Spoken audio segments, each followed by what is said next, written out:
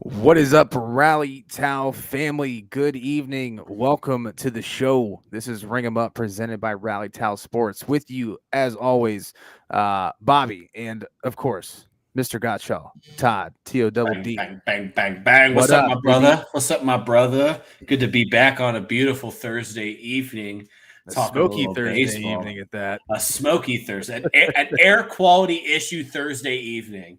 You know, the funny thing, since I moved into this place specifically, we've had air quality issues. And you remember last year, we had the fucking power outage in the middle of the podcast, and it just, boom, I was gone. Yep. It was around this time last year as well. So Yeah, no, I remember. odd weather experiences living in this location, but happy to be here talking a little baseball, man. We had some Rob liking the stream. What's up, Rob? Had Mr. some Meter. interesting things happen in baseball since last Thursday. Yeah. Specifically in the last 24 hours, we had some very interesting things go down that we'll certainly delve into on this fine Thursday night. But first, first and foremost, what are we talking about tonight, my brother? we've got a wonderful slate of topics for you this evening. First and foremost, we're going to take a little trip down memory lane. Nick, thanks for liking the stream. Nick, what up, baby? And talk some old school baseball jerseys. Just kind of like the setup from last week. Just kind of discuss some of our favorites, why they were our favorites, and just kind of started off light and kind of get into it from there. Obviously, we had some big news yesterday, and obviously the man on the West Coast is doing some big things. So we got a lot to talk about. But let's start with these jerseys. Todd, Rob, hit me. appreciate you stopping in, brother. Always appreciate the love and support, man. Be safe out there. Rob's the dude. man. So I'm gonna go. Obviously, so tonight I'm wearing my St. Patrick's Day 1974 Johnny Bench jersey here. Classic. Fun fact: I've had this jersey since I was 16. You've had that for a long time. Had this jersey for 16 years. Fits you better now than it ever has. It does. It fits me a lot better now than it was. That was Katie. Thanks for liking the stream. Appreciate you stopping in. This was a Christmas gift from my mom in 2007. So, wow. Shout out to my mom for finding an absolute gem. What I'm assuming being at like Dick's Sporting Goods or something like that. Had it been just by like happenstance that she found this thing. So that's amazing. Della coming in clutch. Dude, I think so. So let me just preface by saying this is the most fun I've had preparing for an episode because I got to spend an hour and a half just looking at baseball uniforms. And I think that there's something to be said about the history of baseball jerseys because baseball is 150 years. Yeah, 150 years old now, right? Oh yeah, we're talking about it. We're talking about a game that's been around through. It's on its sixth generation, right? Of fans, seventh generation of fans. If you're talking about the kids 8 and under, and I think one of the most consistent things that baseball has done very well through all of the turmoil is that they've always brought the heat when it comes to what players are wearing on the field. Absolutely, I think that Major League Baseball does it better than any current North American professional sport. Let me exclude soccer from that because I'm not well versed enough in the soccer world, Premier League, La Liga, all that stuff. Like I know that the jerseys are pretty dope. Not gonna lie. Yeah. So I know that those are like, and people are very, very they're personal about their soccer jerseys, but I think baseball has just done a great job of taking what's popular in like actual real fashion in the streets and then bringing it into baseball and kind of integrating it, right? Even as bad as in the fucking late 90s when they did the cutoff jerseys, right? Like yes. Well, and even like the Mariners ones that they wore where they let Ken Griffey Jr. wear his hat backwards for a game. It was a street-inspired jersey. Like, nobody else is doing that. And I think the NBA's done a good job of, kind of taking uniforms and kind of recycling them in a way, right? Like I look at a lot of the current uniforms that teams are wearing, and it's like, oh, if it's an older franchise, like I've seen this one before, right? Like Right. there's a massive color scheme change. Like I think of the Pistons, for example. The Pistons are back to the red, white, and blues, and I personally believe that the teal and blacks were better, right? But they went back to the red, white, and blues.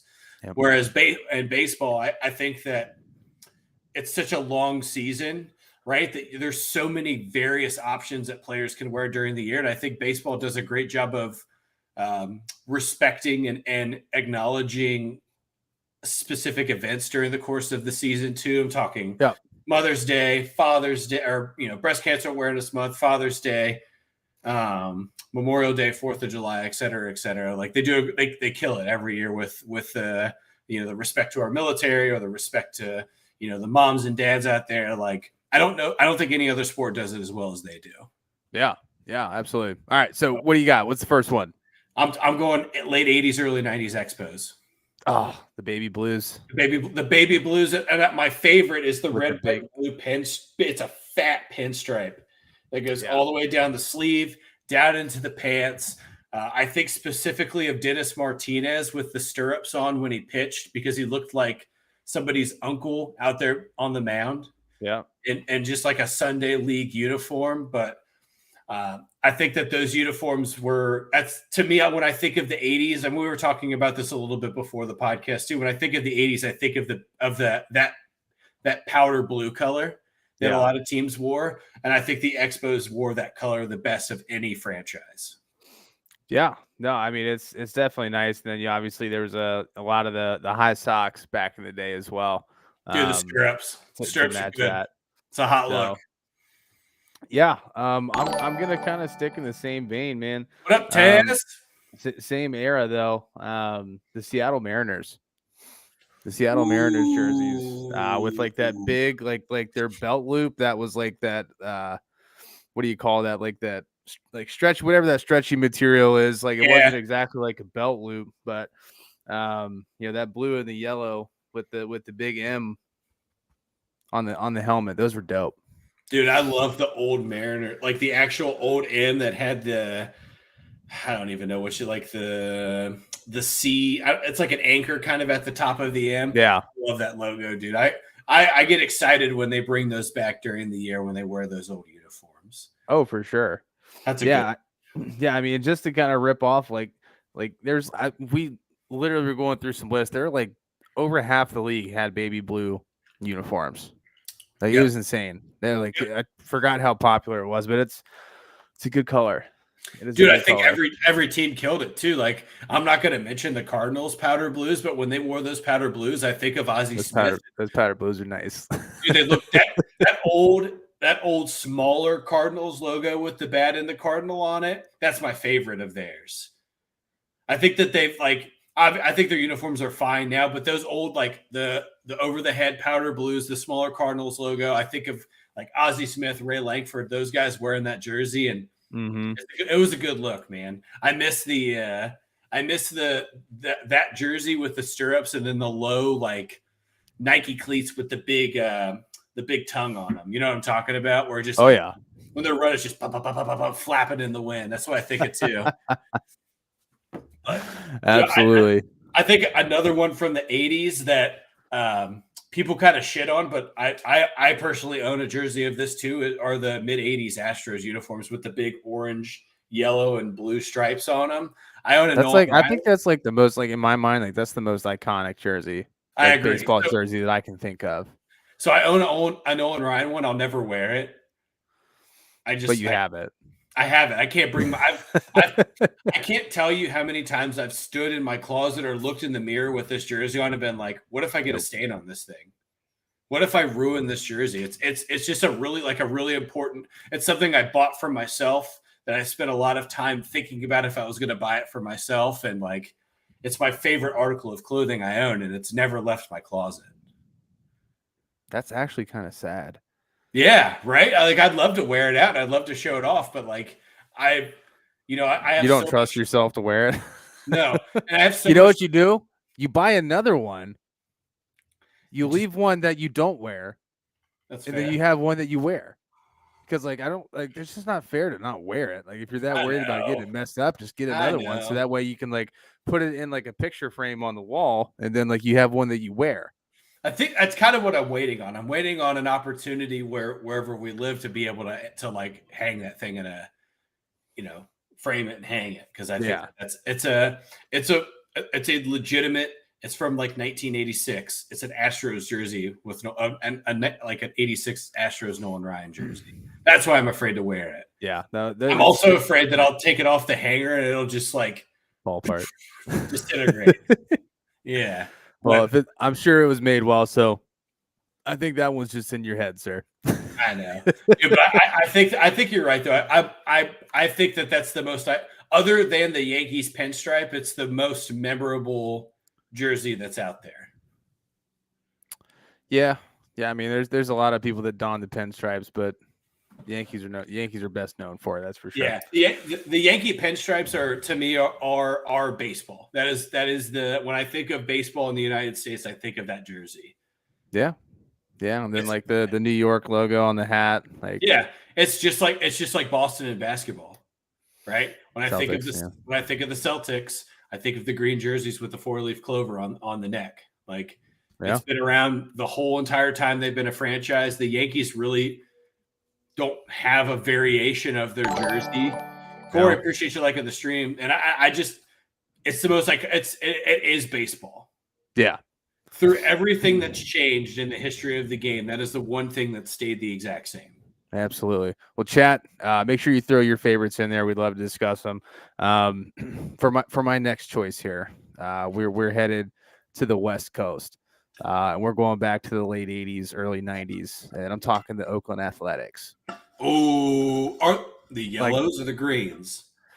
The greens. The yellows were good too, but the greens. I'm with it. What player do you think of in that jersey? McGuire. Really? I think of Ricky Henderson. Ricky Henderson too, but like McGuire just busting out of it. Yes. Yeah. Him and Canseco back to back, and they're wearing like 4XL jerseys, but their arms are still so big. You got McGuire and Canseco at the same locker, pinning each other in the butt cheek, and you got Ricky Henderson over here doing lines of coke and getting ready to steal 6 bases that day. So, dude, that's it. That is a classic uniform. I'm disappointed. I'm nervous. I'm nervous when they move to Las Vegas. I really am, because I'm afraid that they're going to change the colors. You almost, well, I mean, the Raiders didn't do it, but the Rams didn't do it. The back and forth of the Rams, they never.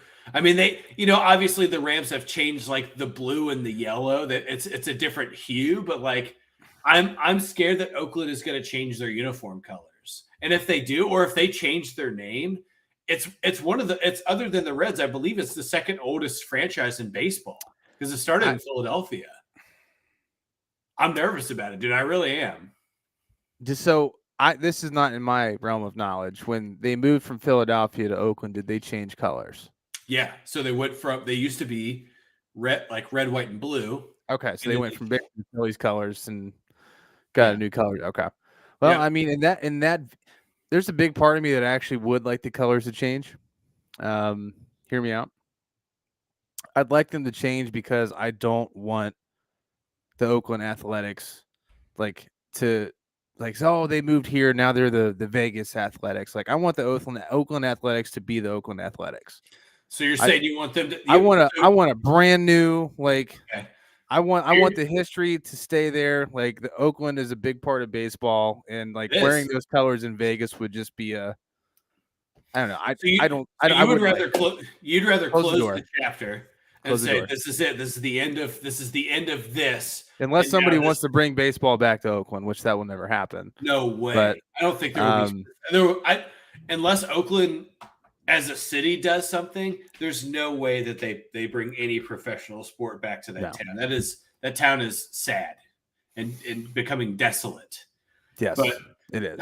I hear you on that. I hear where you're coming from, where you don't want to. It's a piece of history, and you don't want. It's a beautiful piece of history. It's not really ending very well, and let's just close the chapter here. Yeah, let's just end the story. Every book has to have an ending. whether or not you like it depends on where you stop the story, and this story stops here in the next couple of years. So I dig it. 2027, there will no longer be the Oakland Athletics. It will be the Las Vegas. Stay tuned. They could change names. they could change names. They Absolutely. could change names. That's a thing that's rolling about too. Is that they're just gonna the A's name will be retired by 2027. All right, one more, and then we're gonna move on from each of us. Oh, one more. I'm going the. Hear me.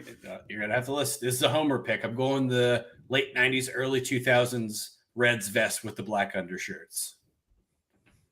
Okay. I think that every select baseball team in the greater Cincinnati area immediately switched to vests when those came out. I'm just saying. Hey, that's not a cap either, because I wore. I had a few. Yeah, I believe that I wore vests until I was in high school. Didn't Fairfield have vests too at one point? We did. Yeah. But I think so. There's two parts to this. I think coming off of the red and white pinstripe hats, which is my favorite hat. It's not my favorite jersey. It's my favorite hat of all time. Is that red and white pinstripe hat? Okay. The transition to the vest with the black undershirt. I just think that it was one of the more like defined uniforms of the early 2000s, where when I think of the Reds, that's what I think that's where my mind automatically goes back to, like Pokey Reese and Sean Casey and Griffey and those guys wearing that uniform. So I think that's a big part of it too, is that's a close to the heart move for me. And absolutely. Honestly, dude, I just thought that they were super clean. I think it's a clean look. It was a new logo for the Reds, right? Because remember, they went from just the red C to the red and blacks, the blocked out black Reds, like C Reds logo. It was a logo change too, and that was a big deal. And people were kind of upset about it. And that was a Jim Bowden move when Marge Schott passed away. That was one of the things that he wanted to do, was change the image of the Reds, and people were upset about it. And I think a lot of the players of the Reds of that time frame really embraced the uniform change. That was the end of Barry Larkin's career. So I think of I picture Sean Casey whenever I picture those uniforms. So I think of Sean Casey, I think of Pokey Reese, I think of King Griffey Jr., and I think of Reggie Sanders. Those are the four people that I automatically think of every time I think about those jerseys. And I also think, oddly enough, and this is going to sound dumb, but I think of Pete Harnisch too. I don't know why, but he was a pitcher that I really liked when I was young, and I think it's specifically because I know it's because he was on the Reds, because he was awful other than that. Yeah, but it's just to me, it's my childhood, right? Like that's what I think. I think I love it so much because it's my childhood. I don't think you go outside of Cincinnati or you go outside of Ohio and you ask people what they think of those jerseys, they're going to be like, "Oh, the vest era, yeah, I remember those." Right. But I mean, even the Rockies had the vests with the purple pinstripes that were freaking dope. Dude, that look was good. The Pirates wore vests for a little bit too. Yeah, they had the white vest, black shirts. Yeah. And I think it was a clean look that the 2000s kind of owned. Right. It's, again, baseball is setting a kind of a fashion trend and popular culture as well, because you saw a lot of athletes then going on to wearing these vests, either with or without an undershirt, whatever you will. But then it comes back, full circle, because the 2019 show. Yeah, then I think of Michael Lorenzen and Derek Dietrich wearing the vest with no shirt underneath, and I think that's a full circle moment for the Reds, and it just makes me think of those jerseys. Yeah, those two were just absolutely busting out of those vests. Michael Lorenzen's still a tank, bro. It's odd seeing he has long hair now, and he's on the Tigers. Yeah. So he looks a lot different now, but he's on the Tigers now too. Interesting. So it's an odd look. All right. Last one for me. It's tough, but I'm gonna go the '98 Tampa Bay Devil Rays. Oh, the white ones? No, the black ones. The black one. So for those of you that don't know what it looks like, basically says Devil Rays on it. It's like rainbow colors across the letters. It's like crescendoing from left to right, and then it's underlined with an actual devil ray. That's a beautiful logo. And they're just, yeah, they just whoever did it, they understood the assignment. They understood the assignment when they designed that Wade jersey. Boggs retired in that jersey, bro. Beautiful. I mean, it's a beautiful jersey. It's crazy to think that, like, I think of Fred McGriff too, right? Because Fred McGriff was the first baseman for them, dude. And him wearing that uniform, playing first base, like, those are cool. That's a great. That's an often sold out jersey on Fanatics too. Fun fact. They're tough. It's because it's a nice jersey still. 25 cool jersey. Quarter of a decade or century later, like they're still fire. So that's when you know you did well, is when they hold up. Yeah, dude, I'm telling you, man, it was so much fun just going through. Like, I went through the history of like the Washington Senators jerseys, which we never saw them play ever in real time, so it was cool to see like what Walter Johnson and Christy Mathewson wore when they played, right? Like, I went through the history of like the New York Giants to the San Francisco Giants, the Brooklyn Dodgers to the LA Dodgers. Like, there's so many iconic uniforms through history. And again, I just go back to, I don't think there's any other pro sport that does it better than baseball in uniforms. Who are your honorable mentions? Oh, man. I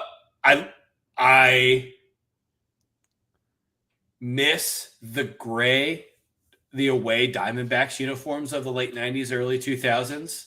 Dude, the ones I miss the most from them are the purple ones. The purple ones. So I think I think of Kurt Schilling wearing the away uniforms in the World Series, pitching in those uniforms. It's also a vest, and it's also pinstripes. Yes, it's the A. It's a hot jersey. Yeah, I like that. I like that one a lot. Dude, like these red 70s jerseys. I'd say the old school White Sox jerseys with just the socks across the chest. It's a good one. That's iconic too. That's a Carlton Fisk jersey to me. You know what I mean? Like, I think of Carlton Fisk and Harold Baines in that jersey. Mm-hmm. I mean, I hate the Yankees, but I'll say it again. Like, it's the most iconic uniform in the history of sports. I'll tell you one I think that I didn't talk about was like the mid 80s Mariners with like the yellow Mariners across the chest. Like, those were cool. Yeah. That's what Griffey wore in his first, and when he played outfield. That's what I think of as soon as I see that. Yeah, that was the uniforms they wore when Griffey made his debut. They didn't switch to the teal and blue until a couple of years later. Last one for me is the orange Mets jerseys, like the Mike Piazza. Whoa! Mike Piazza orange Mets jersey. That's right. I forgot about those. Holy crap. Dude, that was like a spring training jersey that they turned into an alternate, right? Yep. Yeah, it was so good. All right. So we did honorable mentions. What are a couple of jerseys in the history of the game that you're just not a fan of? Excluding the City Connects, because I don't think we want to talk about those. Those are just brand new. That's a good question. Damn. I know it's a good one. I'm sorry, I didn't mean to put you on the spot, but I just thought about it. I think it's a good question. I will give you my least favorite of the baby blues, and that was the Kansas City Royals. I think it's boring. The George Brett ones? Yes, I think they're boring. I don't think it was very well designed at all. It's just kind of blah. They were just kind of trying to go with the wave, and they shot and missed. I mean, the only thing they did was like the little like blue and white stripes on the ends of like the collar and the sleeves, but it's just pretty basic, man. I think Mary, thank you for liking the stream. Appreciate you stopping in. I'll say one of my least favorites is probably Pittsburgh's, and mainly because of the bucket hat that they had. I was not a fan of that hat. The tall yellow striped hat. Yeah, like the oil can hat or whatever they call that, where it's just like oil can. Yeah, oil can hat.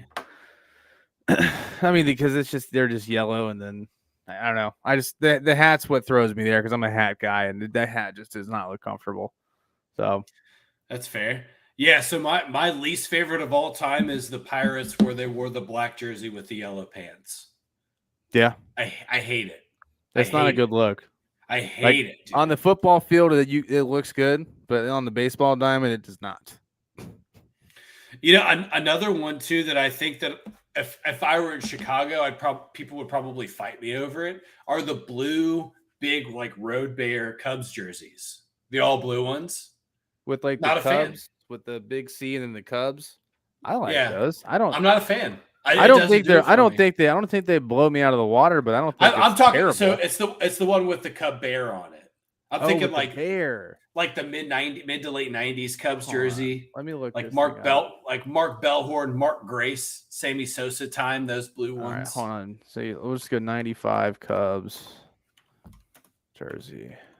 Just not a fan of those, dude. It just doesn't do it for me.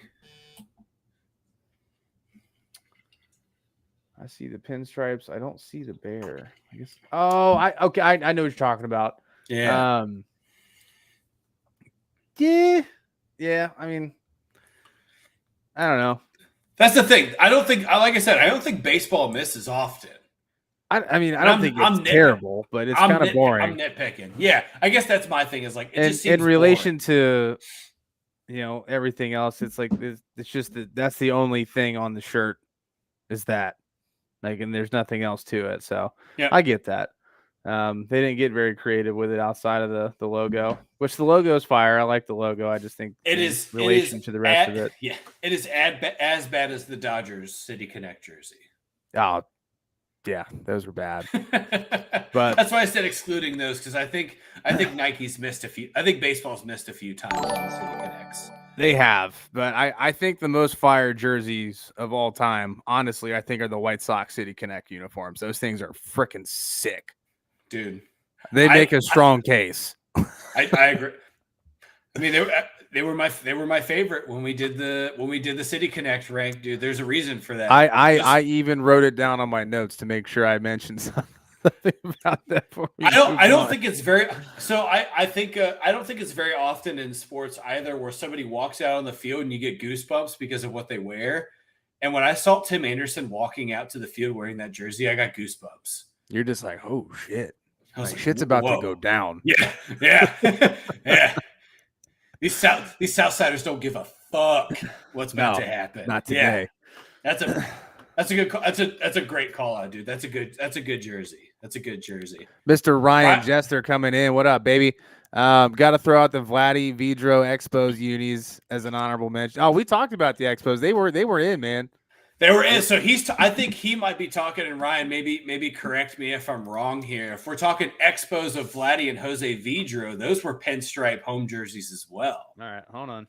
Give me like 1997, 1998 Montreal Expos uniforms.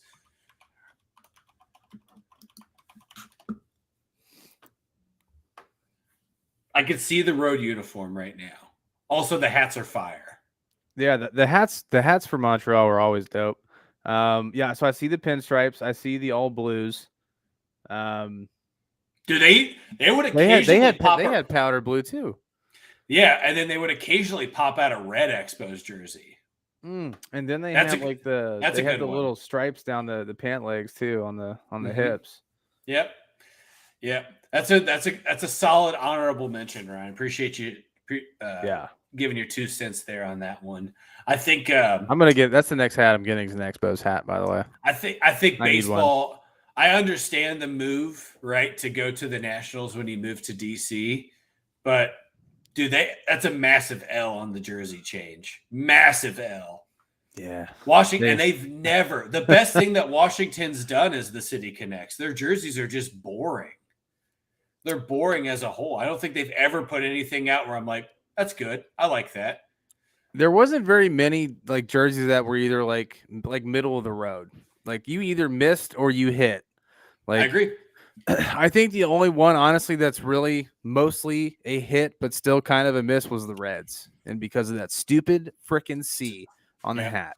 If they would have just kept the classic and done everything else, they would have been fire. I would have been sold. Like this could be one of the best jerseys ever. But the coincidence of that is that if most people that aren't Reds fans love that C, because that's the bandwagon culture. Well, it's the history that's built into you and me where we're like, don't mess with the C. It's already had its variations. It's kind of worn out. That's like changing the capital of the United States. You just don't do it. You can't. You can't do it. I love it, bro. All right. Well, so before we started today, the All-Star teams, the All-Star lineups were announced. Yes. I need to pull these up because I have not seen these yet.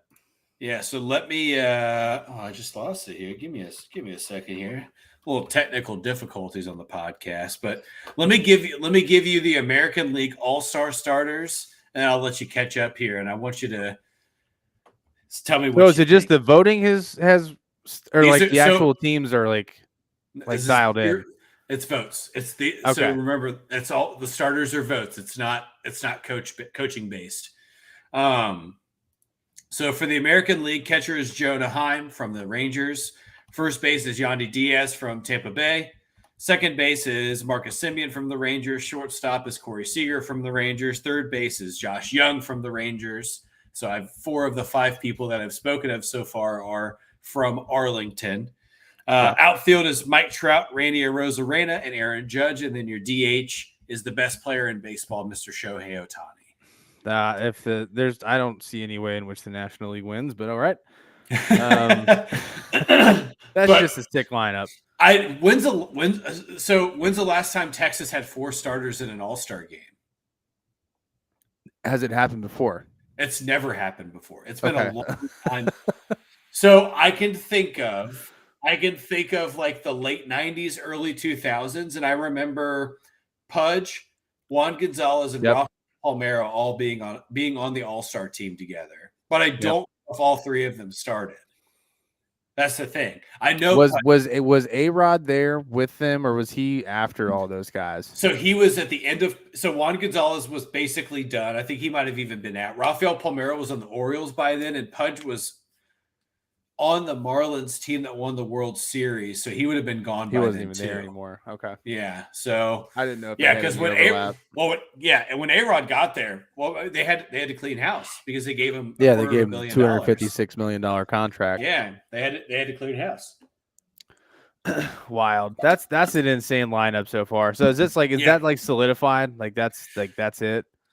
So technically, none of these guys are injured currently that I know of. So yes, so these will be the starters, right? That's terrifying.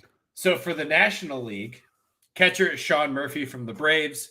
Freddie Freeman, Luis Arias, finally getting the credit that he deserves. Best hitter in baseball. Orlando Arcia is the shortstop. So I just put a pin in that one. Well, I'm going to come back to that. Okay. Third base is Nolan Arenado. Outfield is Acuna, Mookie Betts, and rookie Corbin Carroll. And then your DH is JD Martinez. That's strong, man. 2 rookies in the All-Star game, starting Josh Young from the Rangers, Corbin Carroll from the Diamondbacks. So I want to talk about the shortstop thing in the National League because I don't want to, and I'm not discrediting Orlando Arcia because he's having a good year overall, right? He's hitting 300.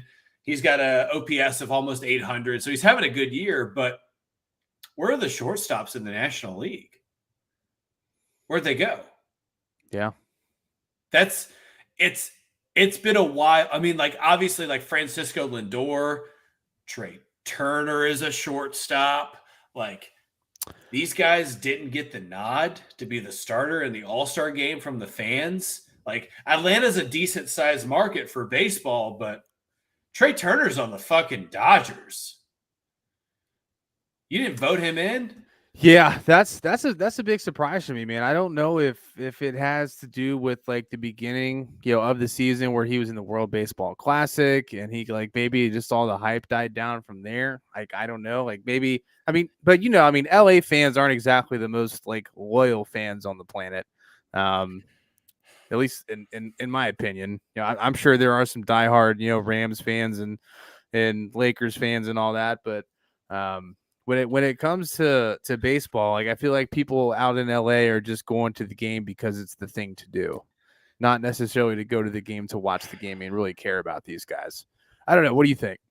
Yeah, I mean, that has to be the case if Trey Turner's It not getting has in. to. He's one of the best shortstops in baseball. I'm just trying to wrap my brain around it. And I understand that he's had some injuries too, so he's had some time off and on. But like Orlando Arcia he doesn't even qualify for any like major statistical things because he doesn't have the ABs. The only shortstop that I could find going into tonight, and somebody can correct me, is Dansby Swanson on the Cubs. And after that, I think, and again, this could be a little. I think it's fucking Matt McClain. I think he's the next best shortstop in the National League after those two guys. It would surprise me. He's having a fantastic start to the season. So that's the thing where I'm like, I used to think, right, and my opinion has changed as I've evolved as just a baseball fan. I used to think the shortstop was just like that was the anchor of your lineup. They were usually your best fielder. They were typically one of your best hitters. If they weren't one of your best hitters, they were the best person in the field by a long shot. And like, it's kind of gone away. And it just feels weird, man. It feels weird. Like, obviously, Corey Seager from the Rangers, that makes sense. He's having a knockout as he's coming off an injury, but just odd, man. Feels odd. There's just some things in baseball that are like kind of evolving, and I'm not equipped for the evolution of it yet. I'm not ready to say that the shortstop position's not the most dominant infielder. It just it's not there for me. I mean, typically shortstop is your most athletic infielder by far.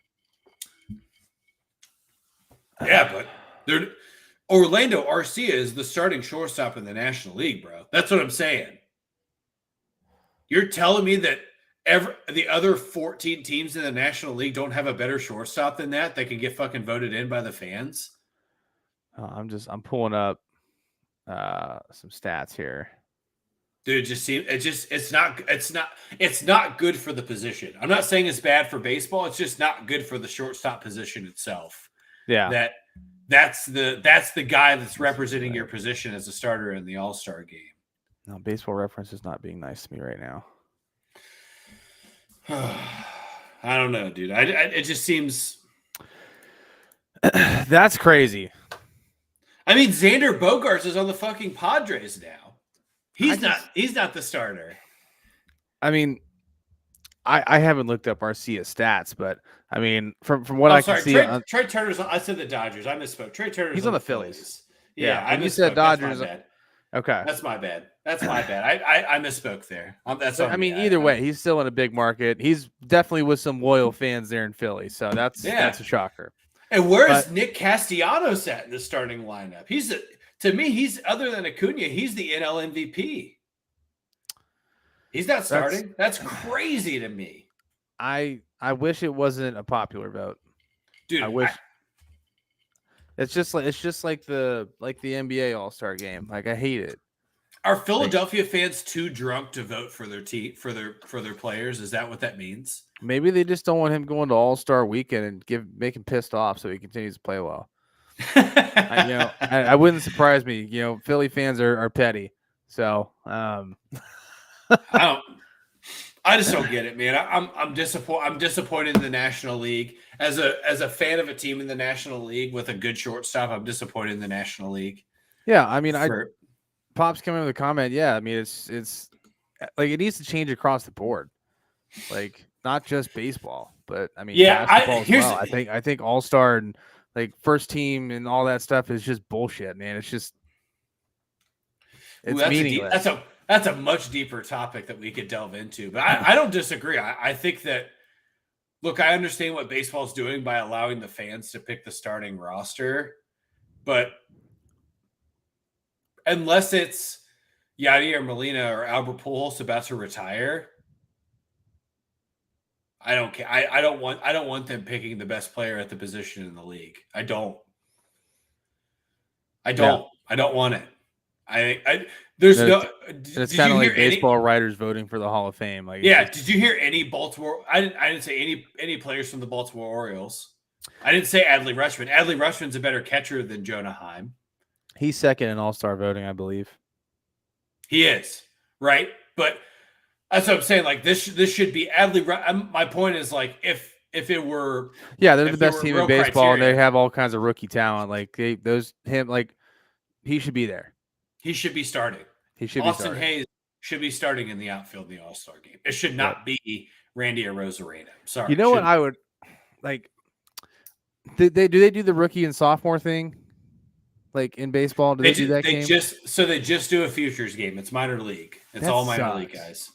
It does. And could you imagine if they did like a rookies versus like sophomores like game, so you can see the young talent, like build that into All-Star weekend? So that's what they try to do with the futures game, right? So they try to take, so like for the Reds, for instance, it's Novelli Marte. So he's a AA. He is the number 3 prospect for the Reds, right? Number 4 prospect for the Reds right now. So they do that in a certain sense, but I hear where you're coming from. Like, hey, these are my 26 guys that are rookies right now. Even if they're not having a great year, these are the guys that are representing our team at a young age. And then it's the second year. It's a good thought, but I don't know, dude. Well, here's the thing: is like I was talking to a coworker today. I think the best part about All-Star Weekend is a home run derby, and then everything else after that is supplemental. Yes, 100%. I'm not betting on the All-Star game. I'm betting on the home run derby. When's the last time you actually sat down and watched the All-Star game from first pitch to the final out? You and I did it in 2021 together. That's the last time I did it. Was that the last time? I didn't even remember that. Huh? I would have said never. We were probably because we watched the home run derby together. We watched the derby together the night before, and then you came over and we watched the All-Star game together. Okay, all right, that tracks. And I believe that was only because we had just started doing this, and we were trying to, find some content to latch on to. Yeah, and absolutely, the All-Star game sucks. So it's just like here's the thing: is that I don't think there's any pro All-Star game that's good. That's why the Pro Bowl is it's why the Pro Bowl is flag football now. The Pro Bowl, the All-Star game, the All-Star game's a joke. It's 200 to 196. No defense, like it's not a game. Yeah. Whatever. It is what it is. We have since digressed. All right. So in the last 24 hours, we had a perfect game. We did. We had a perfect game. An unbelievable feat. Domingo German throws a perfect game against the A's. A couple great fielding plays that were made by the Yankees to keep this thing alive, which whenever a perfect game comes about, there's usually a few just game-saving plays. Anthony Rizzo comes to mind when he absolutely snatched that shot up the line. That was a rocket. And that was the hardest hit ball in the game. Hardest hit ball in the game. Yeah, he could have very easily olayed that and missed it and went down the line for 2 and blew it. But it's always exciting. It's the 24th perfect game in MLB history. Todd, you said you had some fun facts about it. So I do. So it's the first perfect game in 11 years, almost 11 years. Was it 2014? 2012. 2012 is the last perfect game by Mr. King Felix himself. That was a good one. Before that, right? So here's my first tidbit. So in 2012, we had 3 perfect games. Wow. And then we went 11 years, almost 11 years until the next one. That's wild. So Phil Humber, Matt Cain, Felix Hernandez all throw perfect games in 2012. Matt Cain, Roy, I'm sorry. Hold on. Philip Humber, Matt Cain, Felix Hernandez, 3 perfect games in 2012. And then before that, we had 2 in 2010 between Dallas Braden and Roy Halladay against the Marlins. Mm-hmm. And then we had 1 from Mark Burley in 2009. So I thought Mark Burley had 1. So from 29 to 2012, we had 1, 2, 3, 4, 5. We had 6. We had 6 of the 24. 25% came within a 3-year span. 4 years, yeah. Wow. And we had to wait 11 more years for the next one. So I think that's an interesting fact about the evolution of the hitter in baseball too. There was one that should have been a perfect game but wasn't. You're right, there was. but that was also in that time frame. It was in that time frame. There should be 25. There should technically be 25. There should be 25. You're right. I was talking. The coworker that I talked to about baseball a lot is a Tigers fan, and that was the first thing he said to me today when we were talking about it. He's like, "Well, there should be 25, but there's not." And I think about like I imagine being if that was a Reds pitcher, right? Imagine if that was Aaron Harang when that happened. Aaron Harang. And you took that away. I think I would still be pissed off about it. Just imagine if that was Latos on the mound. He would have murdered him. He'd have been dead. He'd have been dead. He seriously would have. He would have went to prison. Right. All right. So 11-year gap. That's my first fun fact. There were 6 and 4 years, and then we had to wait 11 years for the next one. So Domingo German threw 99 pitches in this perfect game. He threw 73 strikes. Wow. So that kind of it got the ball rolling a little bit for me, and I was like, all right, well, what's the lowest amount of pitches thrown in a perfect game? Ooh. Because I think that's important. Can I take a guess? There's no way you get it because it's from the 1900s. It's from the 1900s. Okay. Yes. Let me think here. Yeah. I'm gonna say 57. Oh, I thought you were gonna guess the person. I'm sorry. No, I was gonna the amount of pitches. No, it's more than that. Okay, like the way you framed it, I was like, this has to be an astronomically low number. I still think this is a very low number for a 9-inning game. It's 74. Damn. So here's the thing: is that so it was Addie Joss from the Cleveland Indians, but at that point in time they were called the Naps. Okay. So 1908, he threw 74 pitches, only 3 strikeouts. Here's the best part about this game. It's a 1-0 game. It took an hour and 25 minutes. Wow. I mean, can you imagine? That's what I want to happen on Saturday. Right. Wham, bam, thank you, ma'am. In and out. So that's the lowest amount of pitches thrown in a perfect game ever. 74. So then I thought, all right, so let's move forward in time, right? So then I kind of went, I thought 60s forward because I thought Sandy Koufax's perfect game is probably like a good baseline to where like I know everybody that's thrown a perfect game after that. So I started going through the times. And then I got to David Cohn's perfect game in 1999, and I was like, all right, well, that had to have been a pretty good, because David Wells threw one the year before, and then David Cohn threw one the following year. That was the thing, is that the Yankees threw back-to-back perfect games. David Cohn threw 88 pitches in a perfect game and had 10 strikeouts. Wow. So that means 30 of his pitches, like 30 of them were full ABs. Yeah. Yeah. So that leaves 50 for the other 17 guys. Exactly. That's wild. Yeah. So then I thought, all right, well, what's the average pitch count for a perfect game? It is exactly 100 pitches. Wow. So in a 9-inning game, the perfect game averages out to about 100 pitches a game and 8 strikeouts.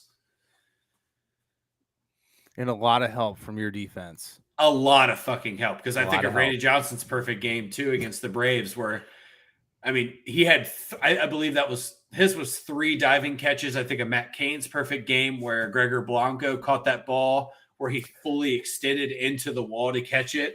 And Mark Burley's where literally the last guy at the at-bat, the center fielder robbed a home run. That's right. Yeah. So I think that's another thing too, because you think about like the perfect game in itself is it's a low odd thing that can happen, right? It's a monumental feat in sports.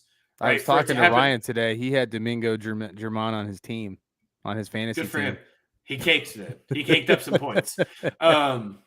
Yeah, because he also had 9 strikeouts, so that's good. That's good fantasy value there. But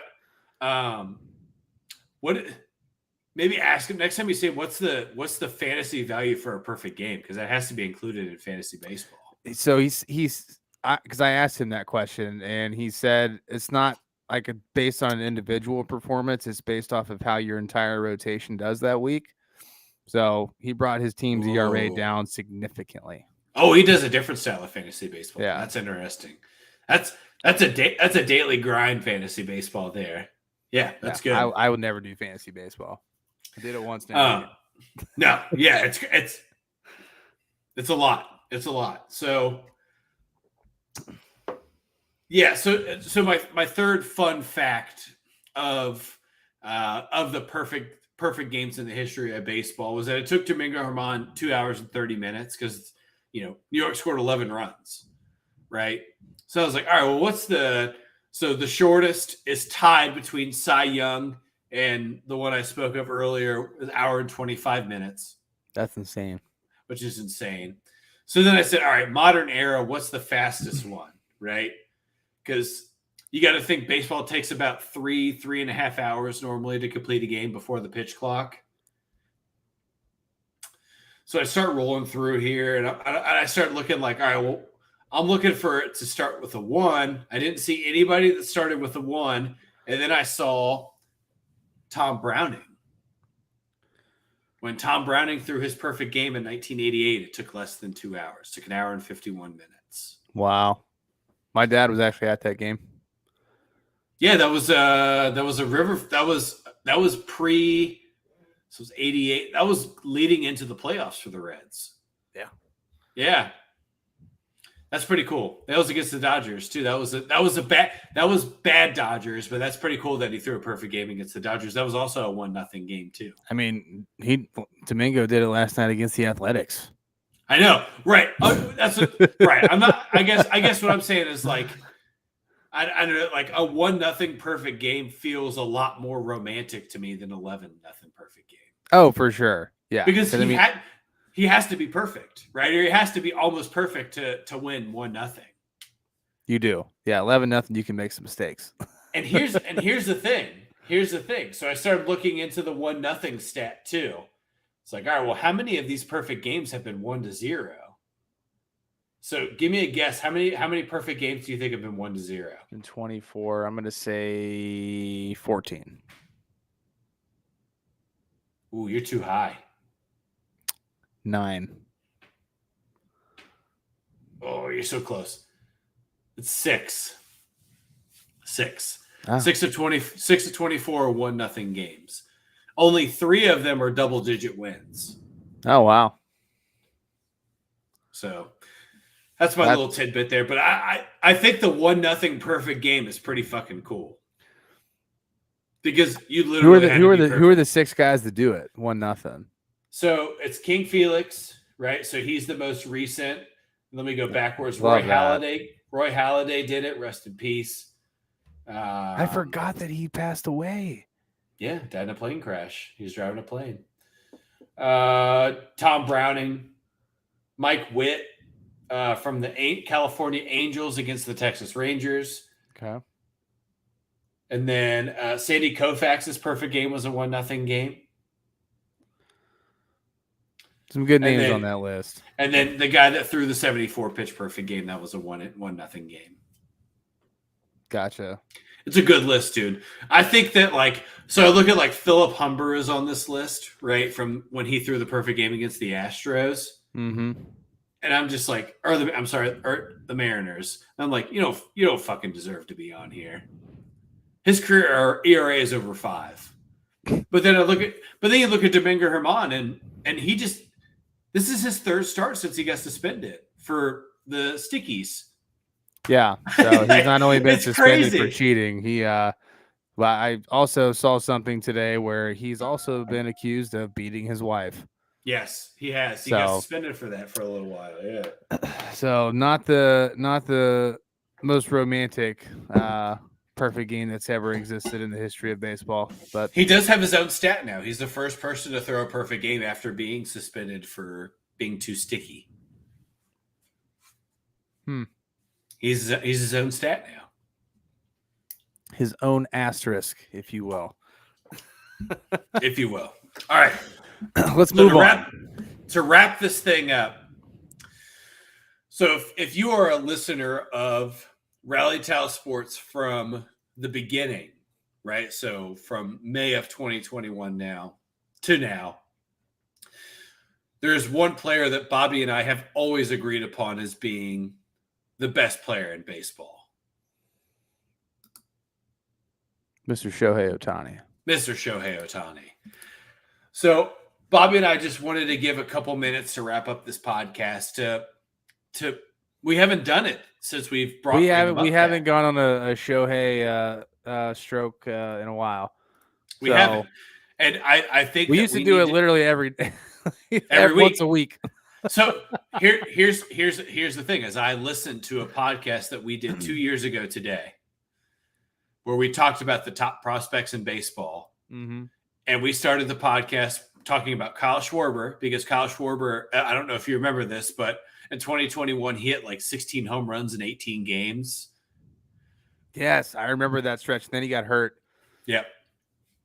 And it was Shohei Ohtani's first Shohei year. Yes. And we talked about him for a few minutes, and your quote was, "I just don't understand how somebody is able to do this." That sounds like something I would say. And move forward to 2023, same day. I will say the same thing. I still don't understand how he's able to do this. This guy has hit his 29th home run this evening, tonight, right 15 minutes before we started the podcast. He's probably leading the league in RBIs again now. Or he's at least a very, very close second to Adolis Garcia. He's already got 64. That's excluding tonight. So he is now tied for first with Adolis Garcia with 66 RBIs. And he's third in strikeouts. Sixth in whip. Like not strikeouts as a hitter, strikeouts as a fucking pitcher. And he's sixth in whip. This guy is the best player on the Angels statistically from both sides of the ball.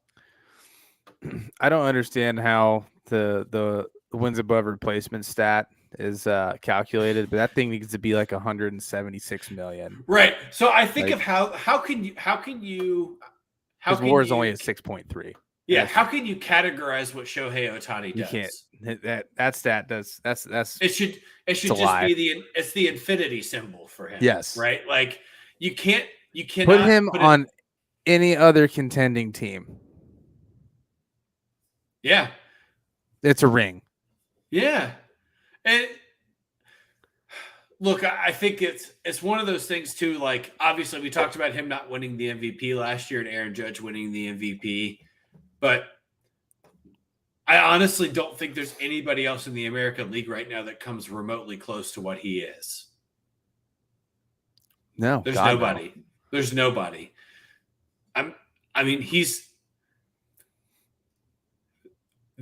Babe Ruth did not lead the league in home runs and then was top 5 in strikeouts when he was on both sides of the ball. He did not do that.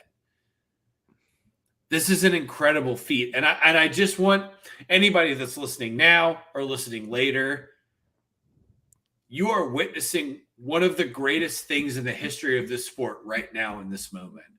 And you need to understand that things like this don't come about very often. And you need to appreciate that there is somebody in this sport that is so good that they are better than everybody else at hitting home runs in this league. And they're almost better than anybody else that can strike somebody out.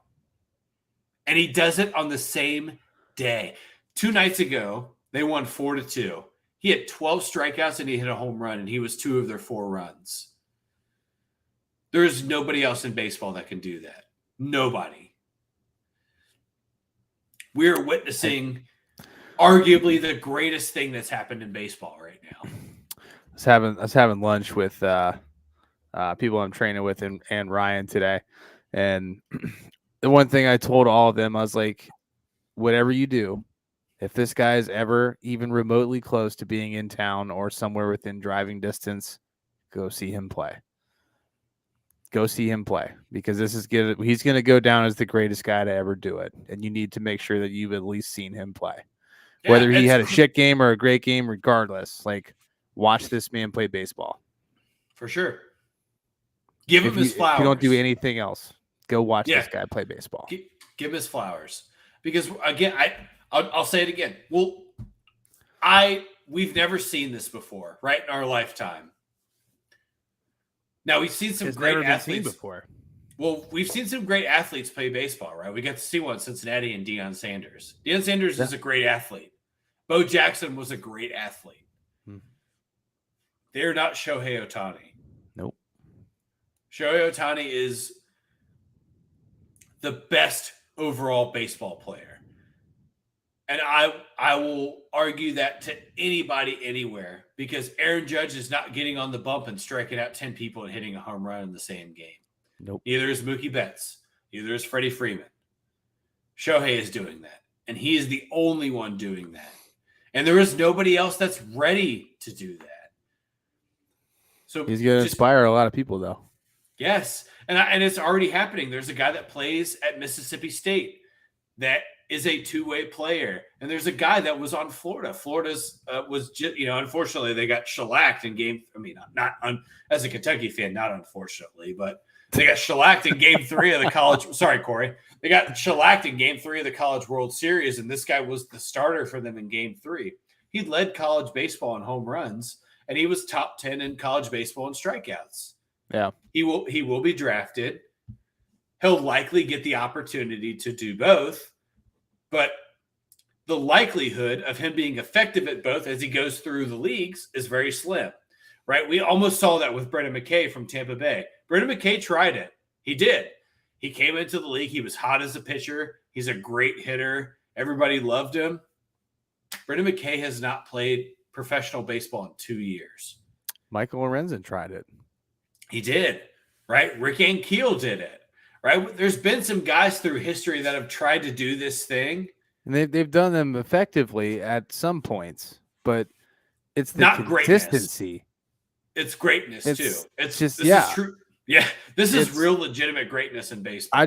I still just can't wrap my mind around how he can do it all. Like both sides of the plate every day. Like most pitchers, like that's all they do is pitch and sit and rest. All of them except for one do it. Except for one. There's only one. That's the thing is like if he was an average hitter as a DH and then a back-end rotation guy, he is right now their best hitter and their best pitcher. He's one of the best hitters in the league. He might be the best left-handed hitter in the league right now. Yeah. I'd be comfortable saying that, and I would die on that hill. It's crazy, if man. Needed. I don't know, like, obviously, like you and I have dug into this thing so many times and talked about how great this thing is. And like, again, I have a baseball guy at work, so we're talking about it today. And we just like, there's like a 3-second pause in the conversation. He just goes, dude, he's crazy, right? I'm like, it's the craziest thing in sports. I don't know what else you can say about it. I mean, like this, it's in sport. I said it as in sports as a whole. It's bizarre, man. It's. He's got a birthday coming up. He's going to be 29. So realistically, man's turning 29. He's going to get the largest contract in sports history in the United States that we've ever seen. If he doesn't, I'll be honestly shocked and blown away. Whoever decides to throw down this $750 million on this kid, is going to get their money's worth. But yep. How much longer do you think he can actually sustain at this pace, this level of consistency? 2 years ago, I said I didn't think it was going to last long. So I meant like now. And I'm wrong. I was wrong. I'm willing to admit I'm wrong. 5 years. He hasn't lost any velocity. I thought for sure being a hitter full-time and a pitcher full-time, he's gotten better. His plate discipline's better. He's walking more. He's striking out less. Like, he's walking people less as he's pitching. Like, it just seems like he's figuring everything out. And I don't know. I'm afraid to put a timeline on him. I don't want to cap him. I don't want to cap him. All right. I mean, guns to your head. You have to pick a time frame. 7 years. 7 years. Okay, so that would put us 2030. He would be 36. So you think he can realistically do this through his entire 30s? Sure. Why not?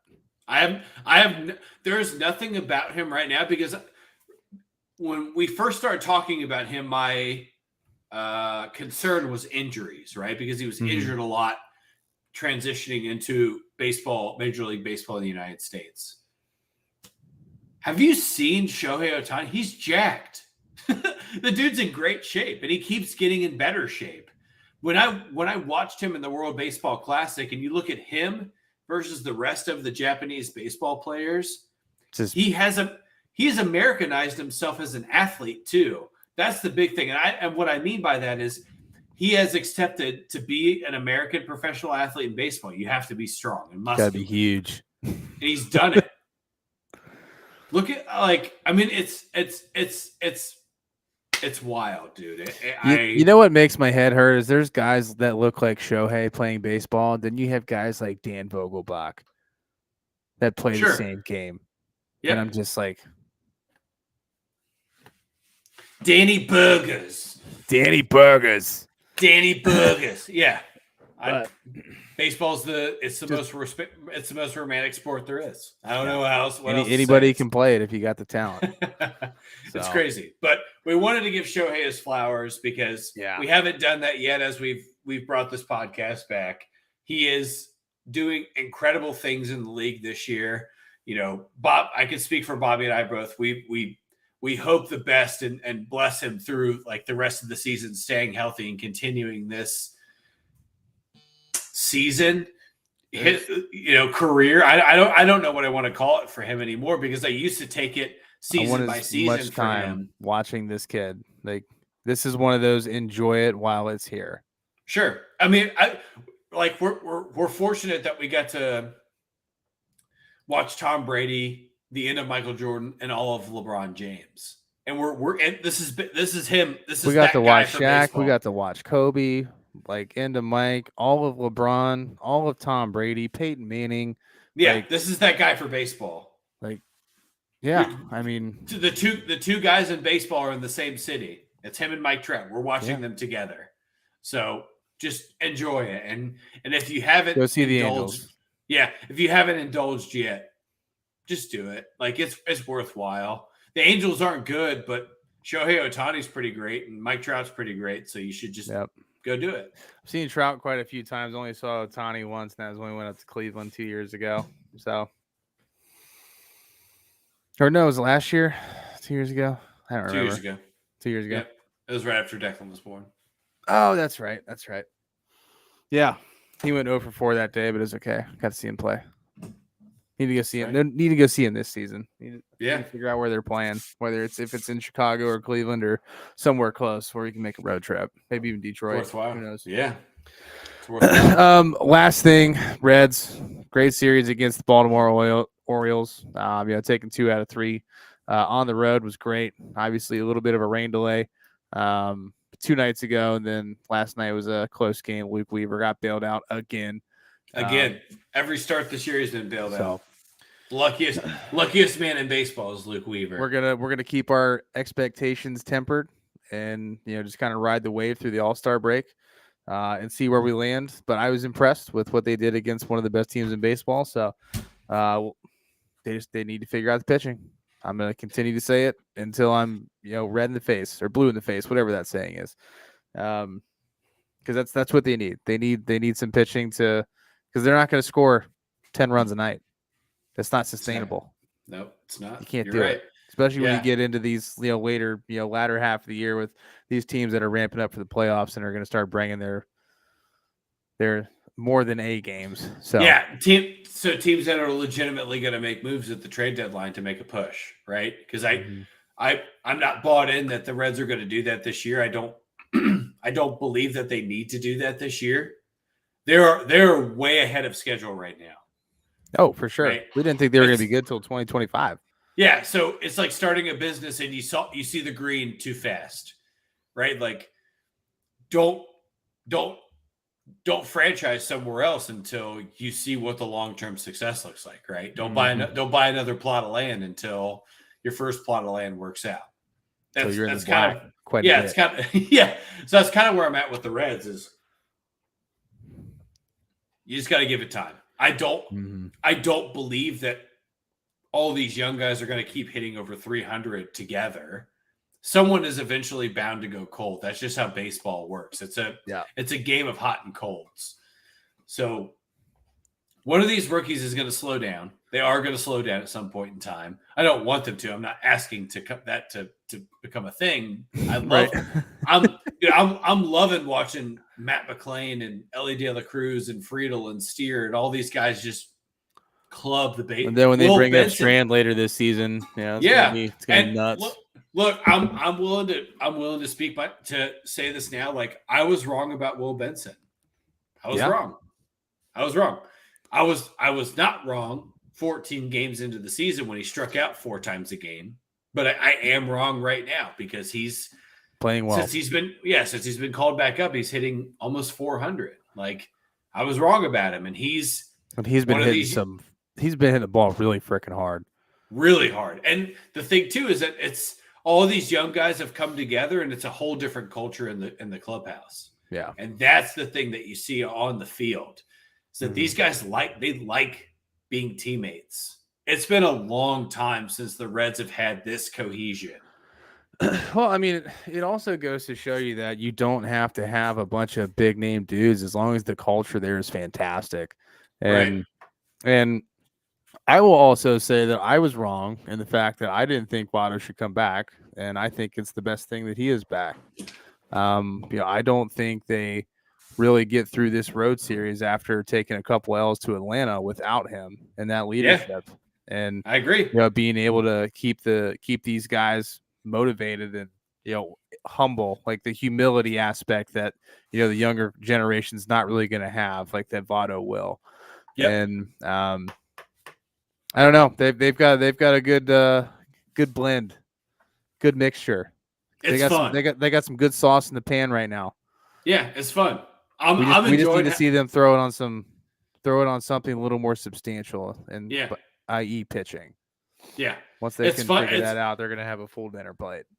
Offense is fun. Delicious, right? Yeah, offense is fun. Watching them score runs is fun, but they need to not give up 7 runs a game. Seriously, that's really what it comes down to. I mean, if they can sustain 7 runs a game, great. Is it realistic? No, it's not. Yeah. It's not going to happen. Like this is the Major League Baseball. Like you don't just score 7 runs every time you go out. There's a lot of good teams in the National League too, so you gotta think about that. Like, as a Reds fan, don't put your eggs in the basket that this is a World Series run because the Braves are nasty. Yeah, that rotation is vicious. The Braves are, the Braves are so good. All right, when the big concern that I have are the Reds' ability to win games in the division. Be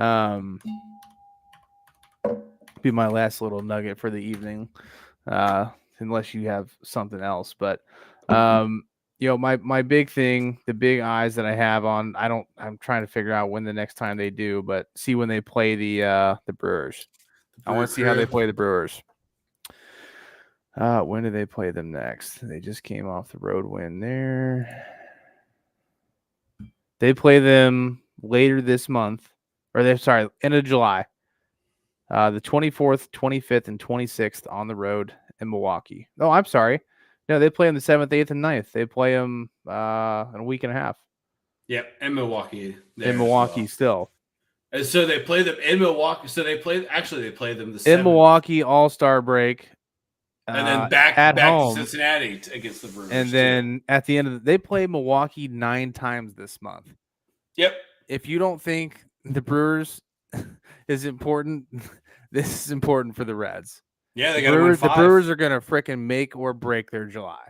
Yeah, and they have to play the Diamondbacks 4 times in that run too. They got a tough stretch, man. July's tough, and that's right into the trade deadline, and that's post and then All-Star break. All right. So here's the slate here. They got the Padres series, the Nationals, and the Brewers, and then you have the All-Star break, and then you have the Brewers, the Giants, the Diamondbacks, the Brewers, and they finish the month up in fucking Los Angeles playing the Dodgers. It's a tough month. This is going to be the month to keep your eye on if you're a true fan. This is going to be the month that's going to tell us how deep they're going to go. It's a pretty easy June going into a super tough July. And with the All-Star break, which is their freaking kryptonite. Yep. So July is important. We can dive into that next week, but all right, you have anything else, my friend? I think that's a podcast, my brother. All right, man. Well, fun show tonight. Chat, thank you guys for coming in. Ryan, Tez, Rob, Pops, appreciate the comments. We will be back with you next week. Let's see, what is today, the 29th? Yeah, we won't see you guys until after the 4th of July. So please enjoy yourselves. Be safe. Be safe. If you are going anywhere near downtown Cincinnati this weekend, Godspeed. Best of luck if you're traversing that crowd for the Taylor Swift concert or the Reds game or the FC game or whatever you're choosing to do down there. If you're not down there for one of those 3 things, then you're crazy. But you still might be crazy to go anyway. But right. All right. Well, we're going to hop off here. You guys enjoy the rest of your weekends, and we'll catch you next week. Peace.